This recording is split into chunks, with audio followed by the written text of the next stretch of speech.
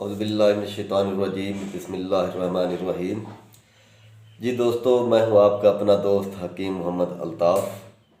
आप लोगों की खिदमत में काफ़ी दिनों बाद फिर से हाज़िर हुआ हूँ।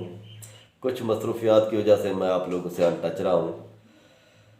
दोस्तों, आपने कभी नोट किया है कि पूरी दुनिया जो है ना अब वापस हर्बल की तरफ आ रही है, अब वापस ऑर्गेनिक की तरफ आ रही है। बहुत ज़्यादा जड़ी बूटियों पर रिसर्च हो रही है।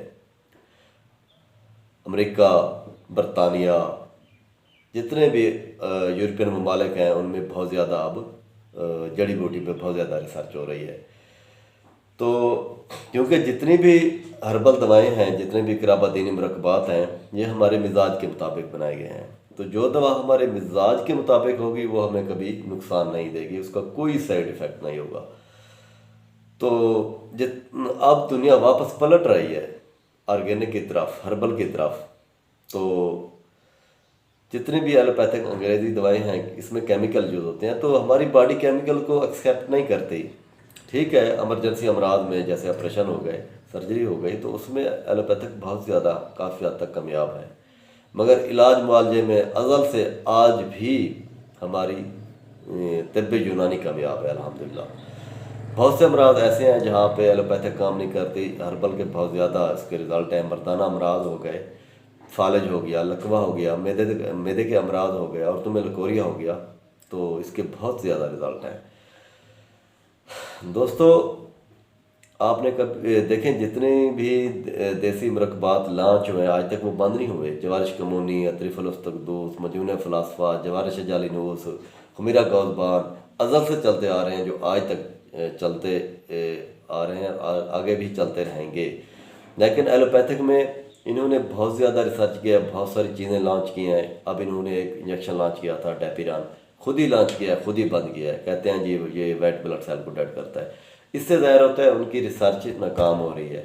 लेकिन अल्हम्दुलिल्लाह तिब्ब यूनानी, तिब्ब नबवी, तिब्ब इब्न अब्बास, तिब्ब इब्न उमय्या, तिब्ब इराक, ईरान, इस तरह हिंदुस्तान तक आ गई है अब। तो अल्हम्दुलिल्लाह वक्त के साथ साथ तिब्ब ने तरक्की की है और आइंदा भी तरक्की करती रहेगी। तो अल्लाह पाक ने बहुत सारी हमारी जो जिस्म को अल्लाह पाक ने बनाया है, खालिक है, उसने बहुत सारी हिकमत भी रखी हैं। आपने देखा है कि मुंह के साथ क्या नाक का लगाना ज़रूरी था? वो तो खालिक है, जहाँ चाहे मर्जी लगा सकता है, लेकिन हाँ ज़रूरी था। बात चीज़ें देखने में बहुत ज़्यादा खूबसूरत नज़र आती हैं, जब हम उन्हें उठा के खाना चाहते हैं तो जो ही मुंह के साथ लगाते हैं तो हमें स्मेल आती है और फ़ौरन हम वापस जो है ना उसे रख देते हैं। अगर वो खुदा न खास्ता हम खा लेते तो हम बीमार हो जाते। तो नाक का ये फ़ायदा है साथ लगाने का।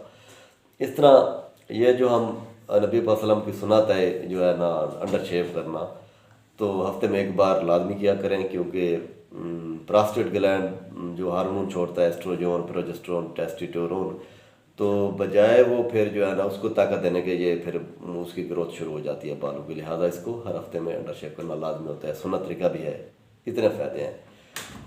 इस तरह प्याज हो गया, प्याज मर्दाना अमराज में, मर्दाना ताकत में बेइंतहा असर रखता है, बहुत ही ज़्यादा इसके फ़ायदे हैं। तो इसको आप सलाद के तौर पर दोपहर के खाने में भी इस्तेमाल कर सकते हैं, लेकिन सुन्नत तरीका यह है कि जुम्मे वाला दिन इसको छोड़ दें। मस्सलाम दोस्तों, आगे मिलते रहेंगे इंशाअल्लाह। नए नए मशवरे मैं देता रहूँ।